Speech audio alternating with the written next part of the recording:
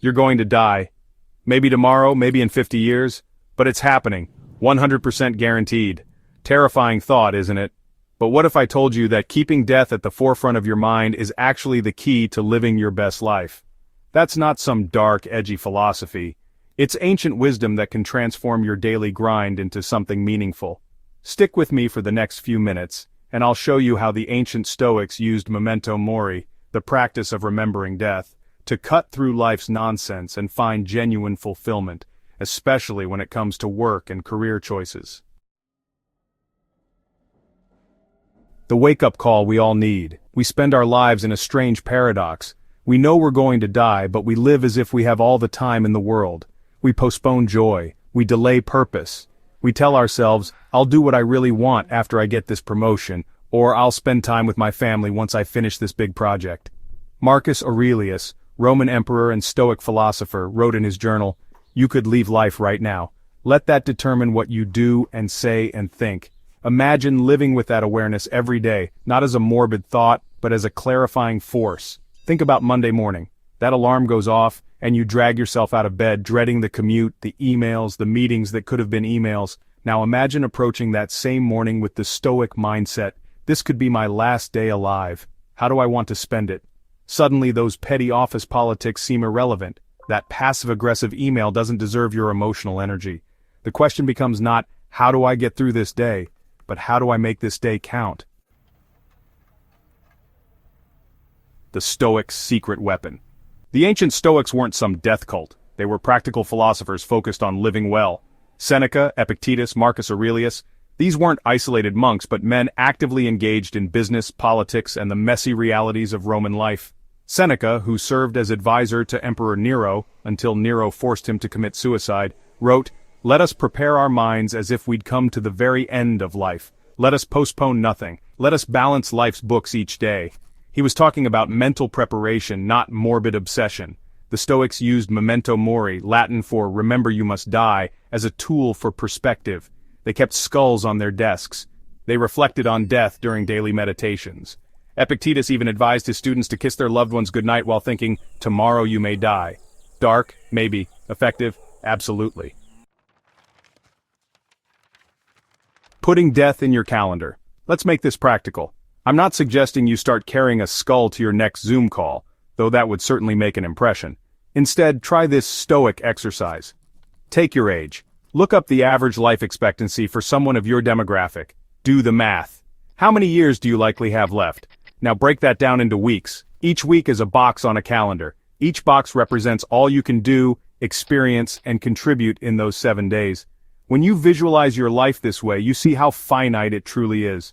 The Stoics would ask, are you filling those boxes with things that matter, or are you wasting them on work you hate, people who drain you, and pursuits that don't align with your values? Epictetus, who began life as a slave before becoming a renowned philosopher, put it bluntly, how long are you going to wait before you demand the best for yourself? Death as a career counselor. Let's talk specifically about work. Most of us will spend roughly 90,000 hours of our lives working.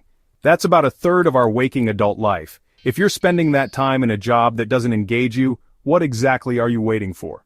The Stoics would say you're acting as if you're immortal, as if you have infinite time to eventually get around to doing meaningful work. Marcus Aurelius wrote, "It is not death that a man should fear, but rather he should fear never beginning to live." How many people on their deathbed say, I wish I'd spent more time at the office? How many regret not chasing that promotion or making more money? Almost none. What they regret is not having the courage to live a life true to themselves, rather than the life others expected of them. They regret working too much and missing time with loved ones. They regret not taking risks on work that might have fulfilled them.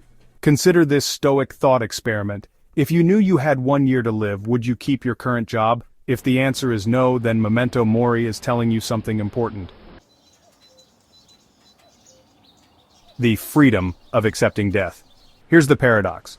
Acknowledging your mortality isn't depressing, it's liberating. When you accept death as inevitable, you stop being so afraid of failure, rejection, and judgment. Fear of failure keeps countless people in jobs they hate. What if I try something new and it doesn't work out? But the Stoics would ask, what's the worst that could happen? Even total failure isn't as bad as wasting your limited time on Earth.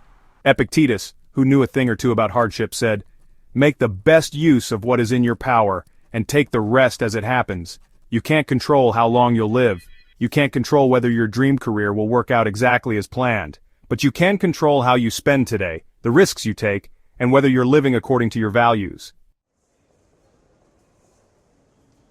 The daily commute meditation. Here's another practical Stoic exercise.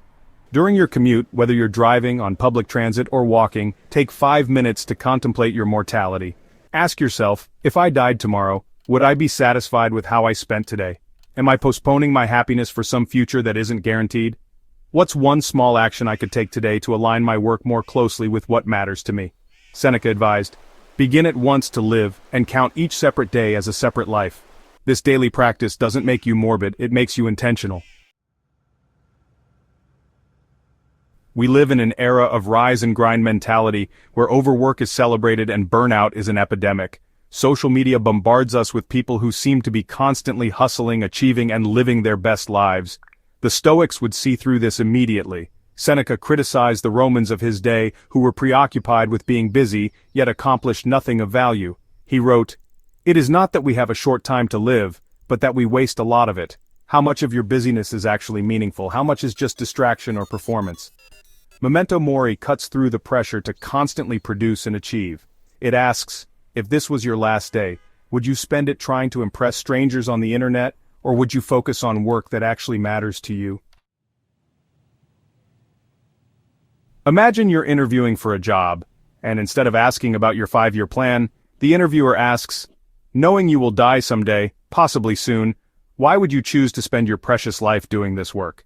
That's the question the Stoics would have us ask ourselves about any career path. It's not about finding work that's easy or that makes you rich. It's about finding work that you choose even knowing your time is limited. Marcus Aurelius led the entire Roman Empire while writing, "Do not act as if you were going to live 10,000 years. Death hangs over you. While you live, while it is in your power, be good." Be good didn't mean just being nice, it meant living virtuously, contributing something worthwhile, using your talents in service of something larger than yourself. When you embrace Memento Mori, some surprising things happen. Petty workplace drama stops bothering you.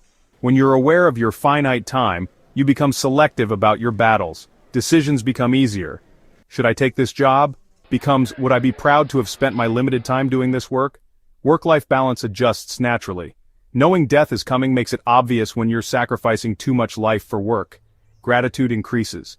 Even difficult workdays become opportunities when viewed through the lens of, I'm alive to experience this. Risk-taking becomes easier. The fear of failure is overshadowed by the fear of not having tried at all. The Stoic reset button. If you're feeling stuck in your career or overwhelmed by work pressure, the Stoics offer a powerful reset button: voluntary discomfort. Seneca, despite being one of Rome's wealthiest men, regularly practiced experiencing poverty. He would dress in simple clothes, eat plain food, and sleep on a hard mat. Why? To remind himself that the things he feared losing weren't actually essential to his happiness. Try your own version. Take a day off and live as simply as possible. No luxuries, no technology, minimal comfort. Then ask yourself, what parts of my work am I doing just to maintain a lifestyle? What would I still do even if it didn't pay well? Epictetus taught, wealth consists not in having great possessions, but in having few wants. When you reduce your material desires, you gain freedom in your work choices. From Memento Mori to Amor Fati. There's a complementary Stoic concept to Memento Mori Amor Fati, or love of fate. It means not just accepting whatever happens but embracing it. Epictetus, who was crippled and enslaved, said, do not seek for things to happen the way you want them to, rather, wish that what happens happens the way it happens, then you will be happy. This isn't passive resignation, it's active engagement with reality as it is, not as you wish it to be.